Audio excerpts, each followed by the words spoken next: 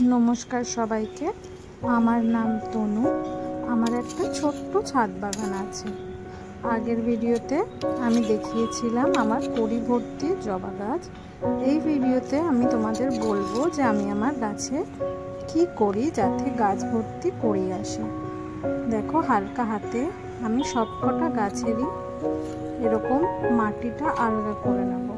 বৃষ্টির জন্য মাটিগুলো বসে গেছিল, তাই জন্য হালকা হালকা করে আমি সব গাছেরই মাটি এরকম খুশিয়ে নেব।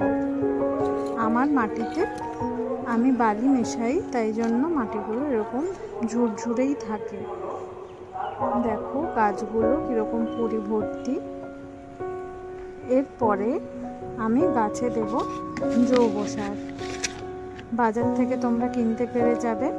আর যদি সেটা না চাও তাহলে যেসব সবজির খোসা ঘরে রান্না করার পর বাঁচে, সেই সব সবজি খোসা কিন্তু তোমরা মাটির মধ্যে দিয়ে মাটি আবার চাপা দিয়ে দিলেও হবে। তাতেও কিন্তু গাছ খুব ভালো থাকে। দেখো, সব কটা গাছেই দিতে হবে। এরপরে আমি এই যে জলটা দেখতে পাচ্ছ, এই জলটা হলো চাল ধোয়া জল, ভাতের মাছ, ডাল ধোয়া জল। আর পেঁয়াজ, আদা, রসুন সবের খোসা যেগুলো রান্নাঘর থেকে বেরোয় সেগুলো ভিজিয়ে রেখেছিলাম 2-3 দিন।